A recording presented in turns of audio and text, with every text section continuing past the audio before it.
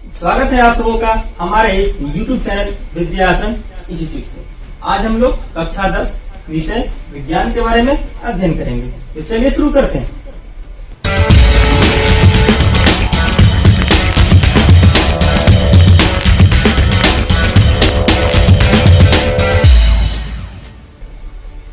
तो आज हम लोग विषय विज्ञान के केमिस्ट्री के पहले लेसन के बारे में अध्ययन करेंगे, जो कि फर्स्ट चैप्टर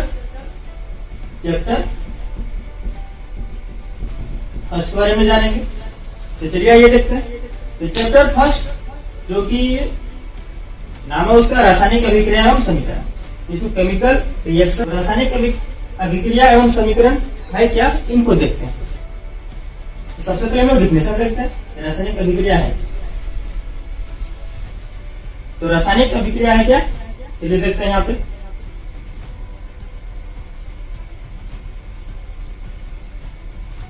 जब कोई पदार्थ अकेले या किसी अन्य पदार्थ के साथ क्रिया करके भिन्न गुण वाले एक या एक से अधिक पदार्थ का निर्माण करते हैं, तब वह प्रक्रिया क्या कहलाता है, रासायनिक अभिक्रिया कहलाता है। एक बार सुनिए ध्यान से। जब कोई पदार्थ अकेले या किसी अन्य पदार्थ के साथ क्रिया करके भिन्न गुण वाले एक या एक से अधिक पदार्थ का निर्माण करते हैं, तब वह प्रक्रिया क्या कहलाता है, रासायनिक अभिक्रिया। क्योंकि रासायनिक अभिक्रिया अकेले संभव नहीं है, क्योंकि जब तक दो पदार्थ आपस में नहीं मिलेंगे तब तक रिएक्शन होगा ही नहीं। रिएक्शन होने का चांस ही नहीं होता। रिएक्शन होने का मतलब दो पदार्थ का आपस में मिलना। क्योंकि सपोज अगर मान लेते हैं कि एक व्यक्ति कुछ बोल रहा है तो उसका कोई जवाब नहीं। अगर वही व्यक्ति किसी दूसरे व्यक्ति को कुछ बोल रहा है तो उधर से रिप्लाई आता है, उसको हम लोग एक तरह से रिएक्शन बोल सकते हैं। क्योंकि हम कुछ बोल रहे हैं, उधर से कोई और व्यक्ति बोल रहा है, तो वो रिएक्शन हुआ। उसी प्रकार यहाँ पे जब एक पदार्थ अकेले तो नहीं कर सकता रिएक्शन, जब तक ये दोनों आपस में नहीं मिलेंगे तब तक ये पदार्थ नहीं बनेगा। तो इसीलिए डिफिनेशन में लिखा हुआ है, जब कोई पदार्थ अकेले या किसी अन्य पदार्थ के साथ क्रिया करके भिन्न गुण वाले एक या एक से अधिक पदार्थ का निर्माण करते हैं, तब वह प्रक्रिया क्या कहलाता है, रासायनिक अभिक्रिया कहलाती है। एग्जाम्पल के तौर पर हम देखते हैं H2 प्लस O2, ये क्या बनाया, H2O। यहाँ पे दो पदार्थ H2O2 दोनों क्या गैस है, ये दोनों आपस में रिएक्शन करके क्या बनाया, जल बनाया।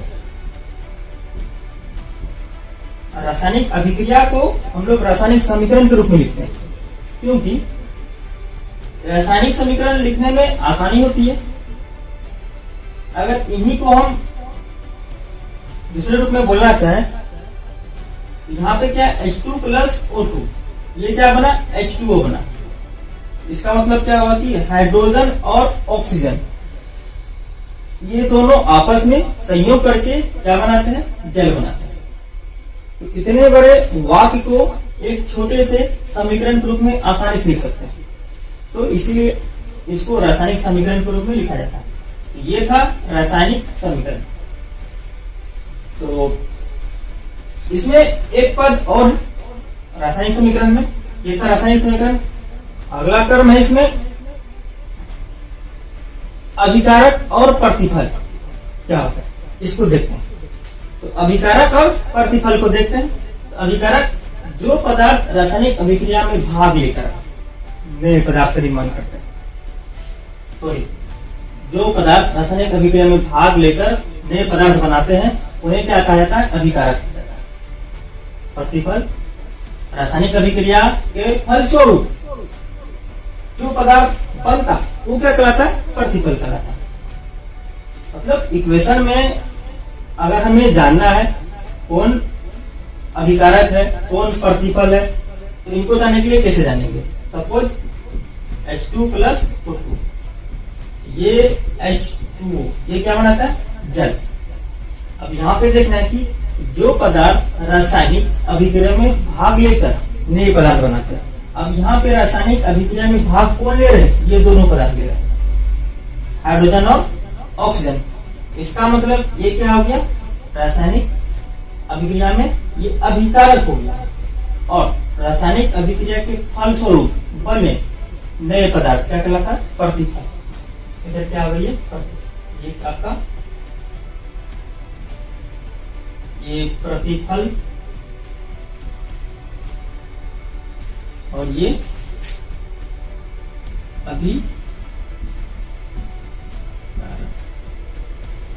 अभिकारक और ये प्रतिफल। सिंपल सा समझ लेना, ये तीर चिन्ह जो दर्शा रहा है, ये तीर चिन्ह, ये एरो, ये तीर चिन्ह जो दर्शा रहा है, ये तीर चिन्ह के इस तरफ जो भी यौगिक या कुछ भी बनेगा वो प्रतिफल ही कहलाएगा। तीर चिन्ह के इस तरफ हमेशा याद रखना। जैसे दूसरा एग्जाम्पल लेते हैं, जैसे यहां पे लेते हैं H2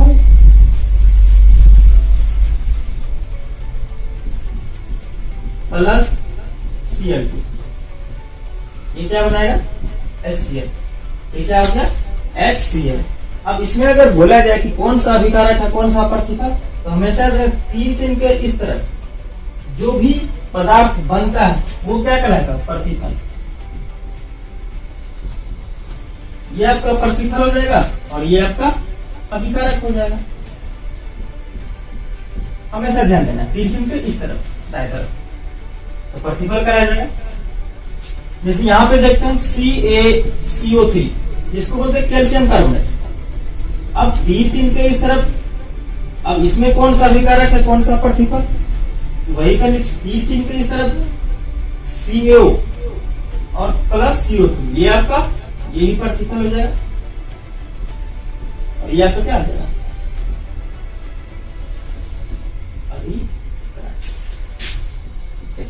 ये अभिकारक और ये प्रतिफल। तो हमेशा याद रखना है इसको। अब यहाँ पे देखते हैं SO3 प्लस H2O, क्या बना? H2SO4, जो सल्फ्यूरिक अम्ल बोलते हैं। तो यहाँ पे अगर बोला जाए कि कौन सा अभिकारक है कौन सा प्रतिफल, तो इसमें देखते हैं कि SO3 प्लस H2O H2SO4, तीर चिन्ह के इस तरफ हम बोले हैं, इधर प्रतिफल कहलाएगा और ये आपका क्या कहलाएगा? अभिकारक। ये था अभिकारक और प्रतिफल। क्योंकि डिफिनेशन में लिखा हुआ है जो पदार्थ रासायनिक अभिक्रिया में भाग लेकर नए पदार्थ बनाते हैं, ये रासायनिक अभिक्रिया में भाग ले रहे हैं, जो पदार्थ भाग लेंगे वो अभिकारक, भाग लेने के बाद जो बनता है ये क्या कहलाएगा? प्रतिफल कहलाएगा। सिंपल सा बात। अब यहाँ पे इसको अगर लेते हैं Zn plus CuSO4, zinc plus copper sulphate, zinc sulphate plus copper, इधर ये तीर चिन्ह है, तीर चिन्ह के इस तरफ ये दोनों, ये आपका क्या हो जाएगा? एक प्रतिफल,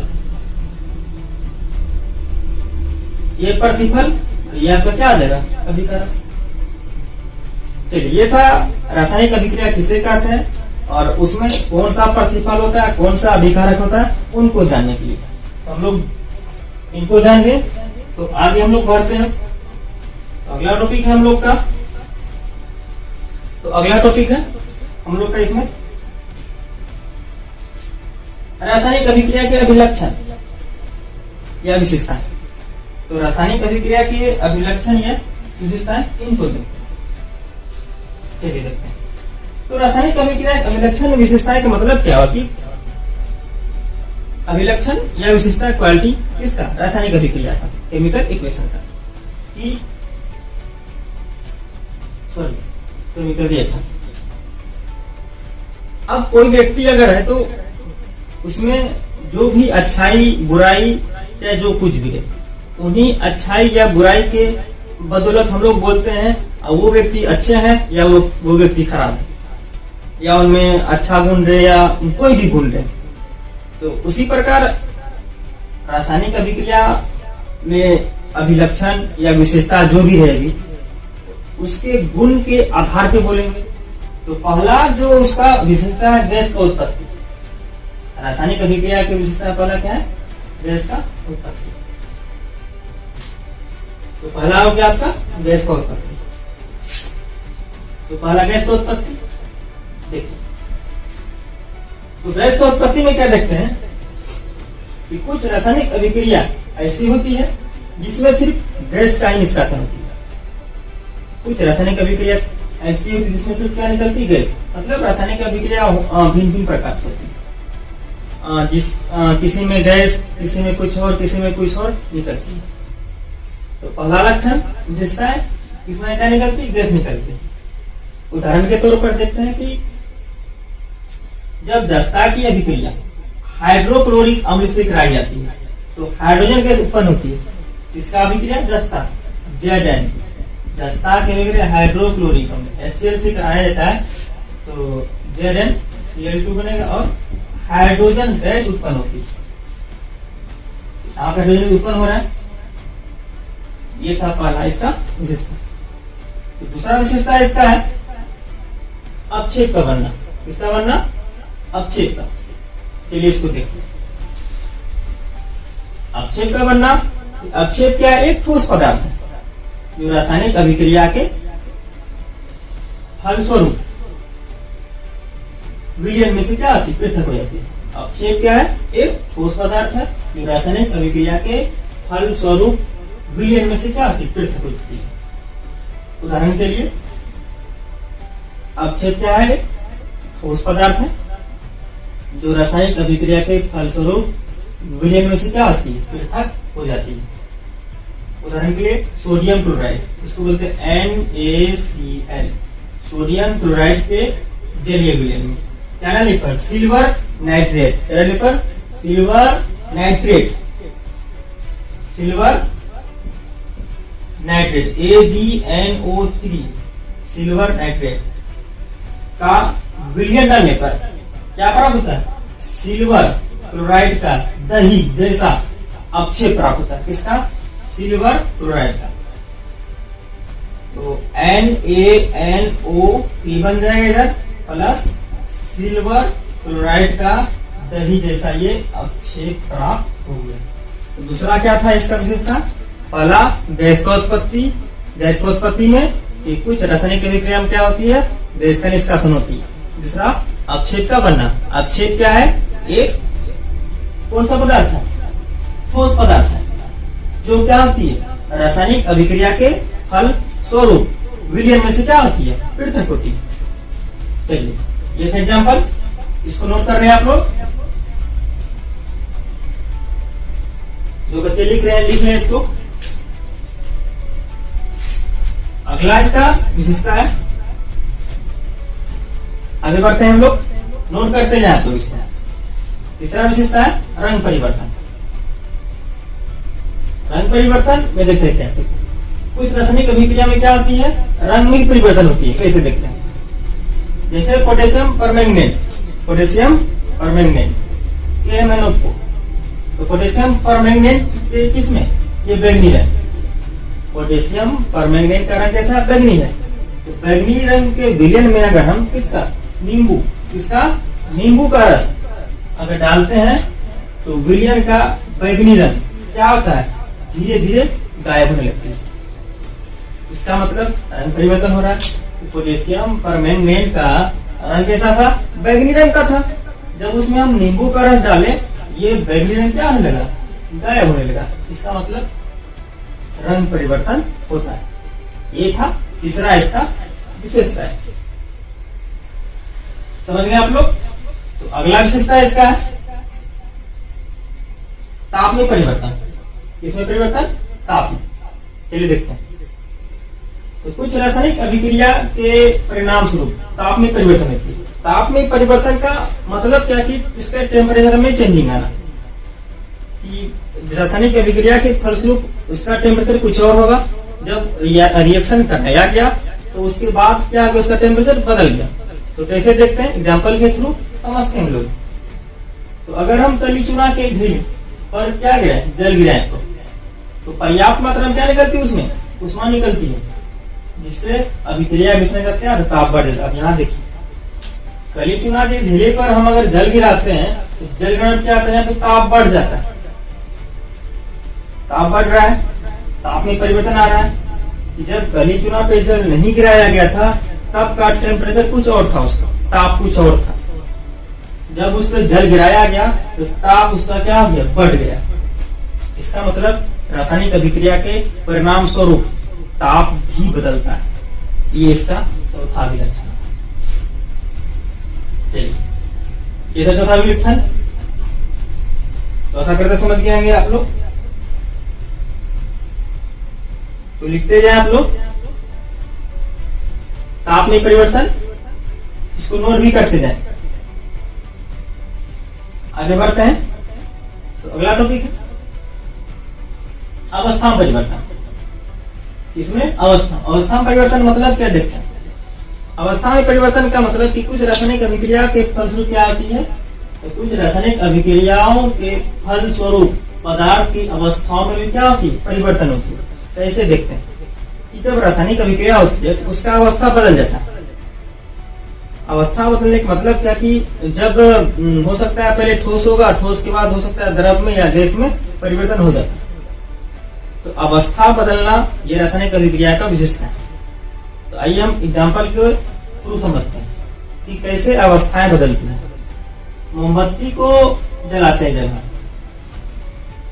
मोमबत्ती को जलाने पर मोम का कुछ भाग द्रवित होकर नीचे गिरता है और कुछ भाग वाष्प में परिवर्तित होकर जलता है।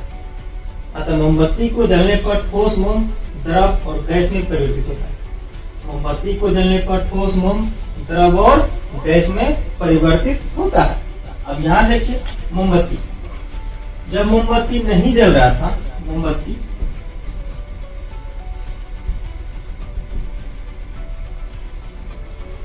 जब मोमबत्ती नहीं जलाया गया, उस अवस्था में ये क्या था, ठोस था, ठोस था।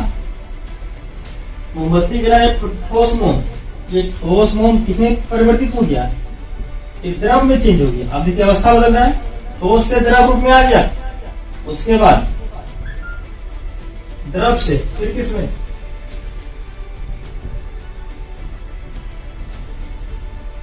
गैस में परिवर्तित हो गया। ठोस से द्रव, द्रव से गैस। अब ये तीनों अवस्थाएं परिवर्तित हो गया, ये मतलब अवस्था में परिवर्तन हो रहा है उसका। तो ये था उसका अवस्था में परिवर्तन। तो ये था रासायनिक अभिक्रिया के 5 अभिलक्षण, 5 विशेषता।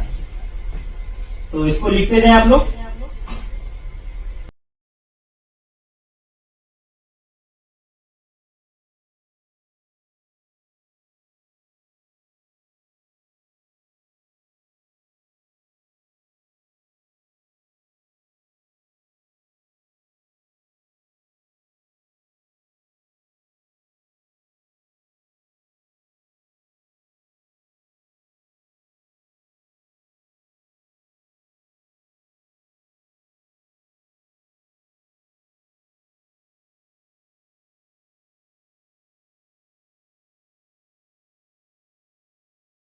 क्या है, अभी लॉकडाउन चल रहा है और जो भी कोई इस वीडियो को देख रहे हैं तो इनको नोट कर लेंगे।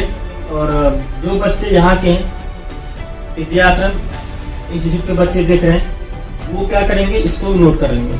और जब कोचिंग पुनः जब खुलेगी तो आप लोगों से ये पूछा जाएगा। तो अगले टॉपिक में हम रासायनिक समीकरण के बारे में चर्चा करेंगे। तब तक के लिए बस इतना ही। Thank you.